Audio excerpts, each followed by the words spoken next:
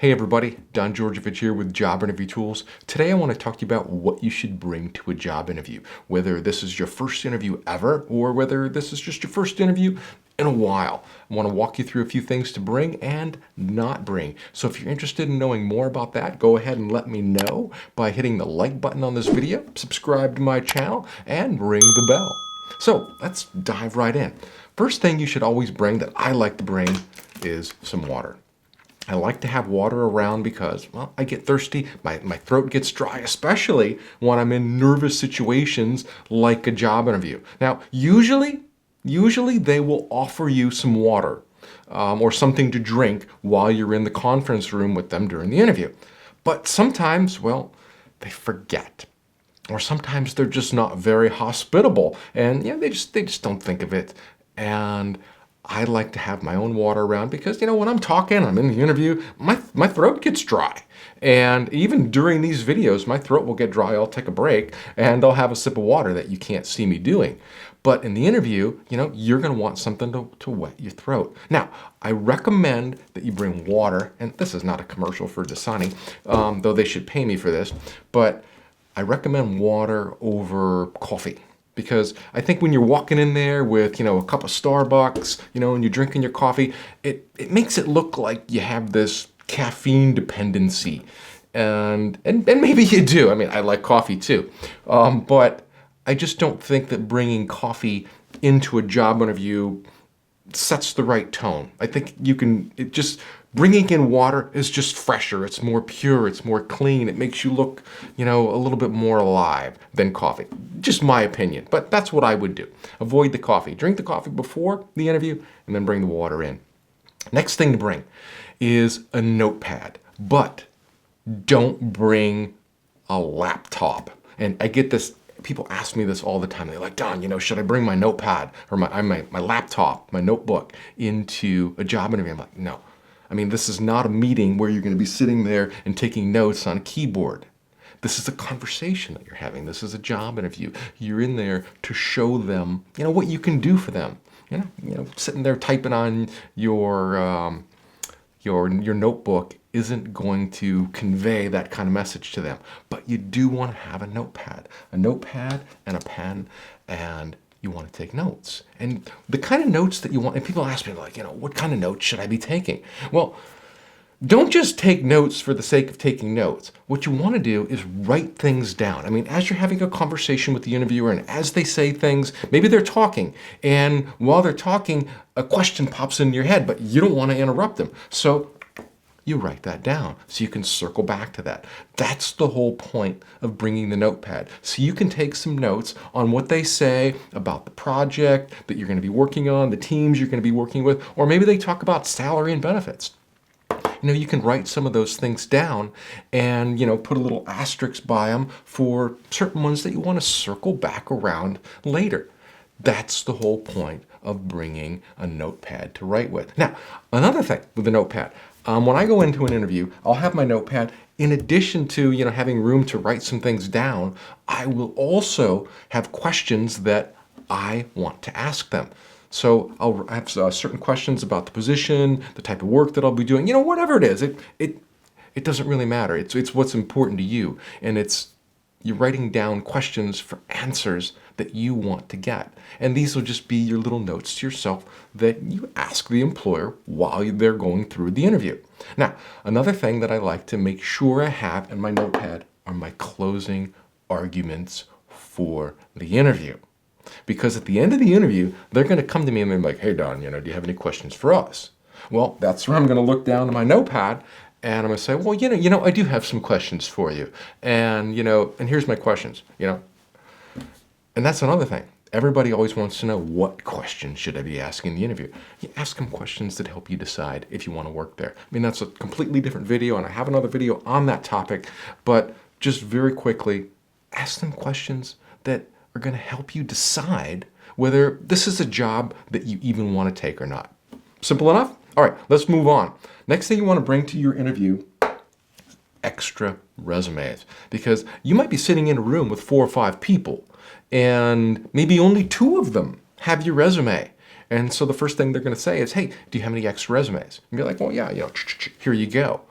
Now, if you don't have any, well, then you look unprepared. And you don't want to look unprepared in a job interview.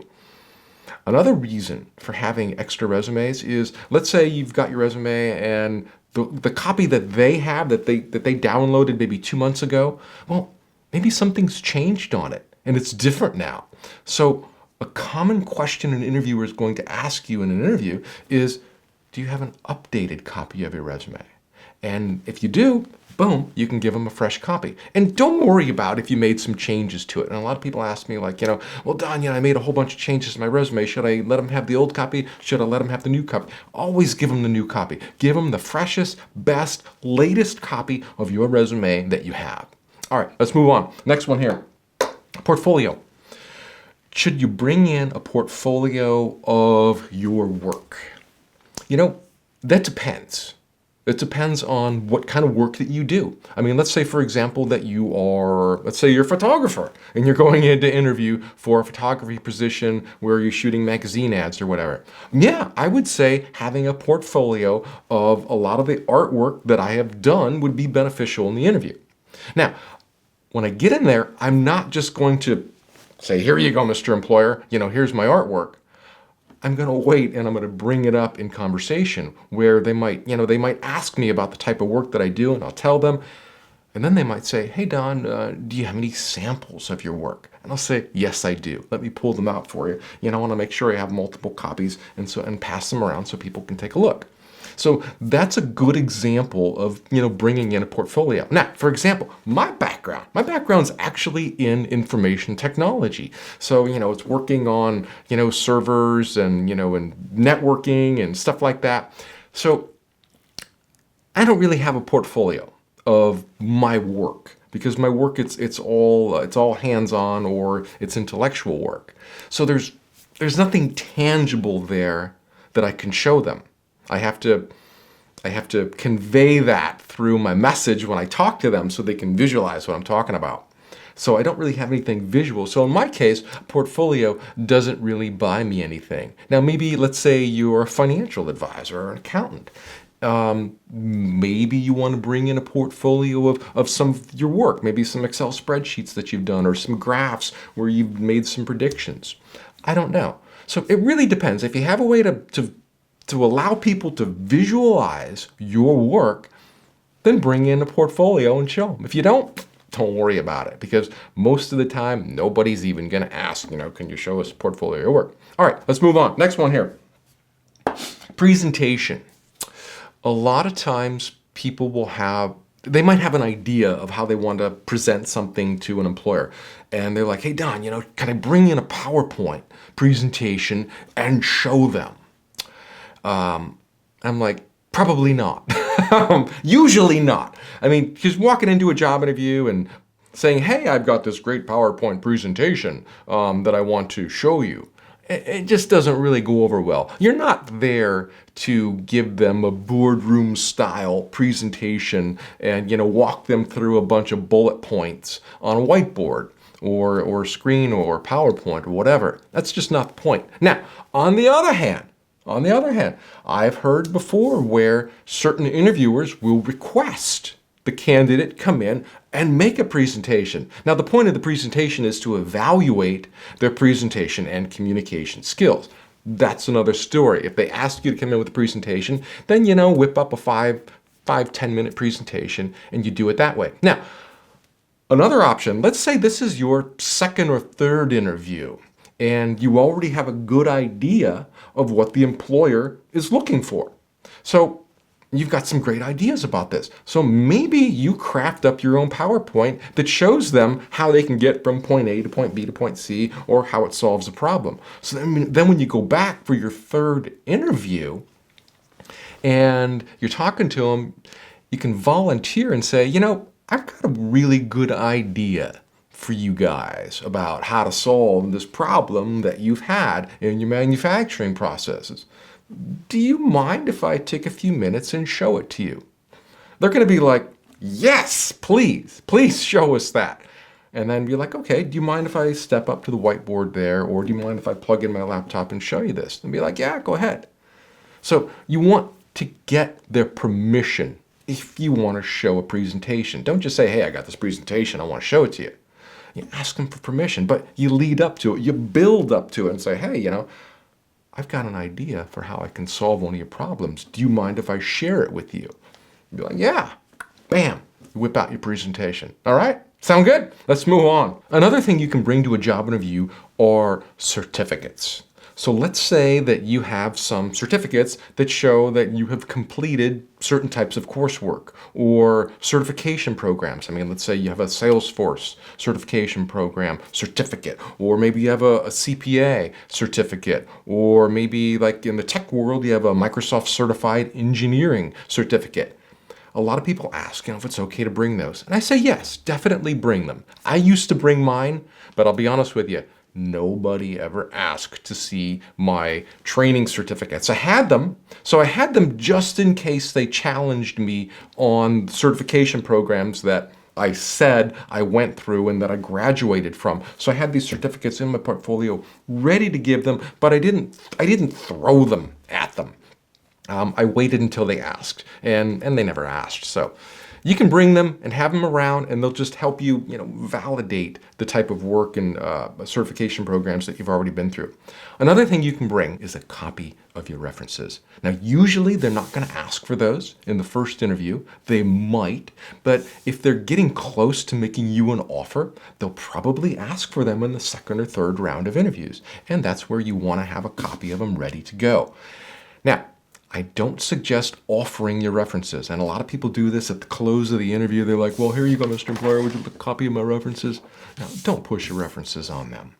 Make them come to you. Make them ask. And when they ask, that shows that they are interested in you. That shows that they're thinking about hiring you, that they might come to a point where they decide to make you an offer and they'll already have your references laying around so that they can give those people a call who can just, say wonderful things about you and just validate everything that you've ever done. All right? Now, the last thing you want to bring to your interview is your preparedness. You want to be prepared for the type of questions that they're going to ask you. They're usually going to ask you experience-related questions, behavioral questions. Tell me about a time when you did blank, and how did you do that? And you don't want this to be the first time that you've ever thought about answering those questions. And this is how you prepare for your interview. You spend a lot of time before the interview thinking about what kind of questions that they're going to ask you. Now, you can get a lot of ideas from the job description. Carefully just go through that job description line by line by line and try to get a good idea of what you think they're looking for. And then think about the questions that they might ask you based on what they're looking for. Now, to help you out with this, I've got a great little tool that's going to do it. It's called the Complete Interview Answer Guide. And this book has over about 130 different questions in it. And they come in all kinds of different forms. I have them in audio, I have them in video, and I have them in PDF book, and I also have them in this hard copy. You can get this hard copy book from jobinterviewtools.com. I'll put a link for that below. But this book is going to teach you how to answer questions like, tell me about yourself, why should I hire you, why do you want to work here, what are your weaknesses? It's going to cover all those in detail, and it's going to help you. It's going to help you get prepared for your interview. Now, one step, you can go one step beyond this book. Get yourself a camera, and I'm sure you have a camera, and get in front of it and practice answering those questions. And look at that camera like it's a person interview. You can even print off a picture of a person, of some business people in suits, and put it right by your camera, and look at that camera and answer questions that you anticipate getting. And this is going to give you an opportunity to polish your answers before you go into the interview, so it won't be like the first time. And then you go back and you watch that video and you see what you look like. And if you're kind of looking at the camera and you're going, well, then you want to get that fixed before you go into the interview, so you look polished, so you look professional, so you look, like it's not your first interview ever. All right, does that make sense? So that's all I have for you today. Good luck on your first interview, and if there's anything else you need, head on over to jobinterviewtools.com, and I will see you in the next video. Bye now.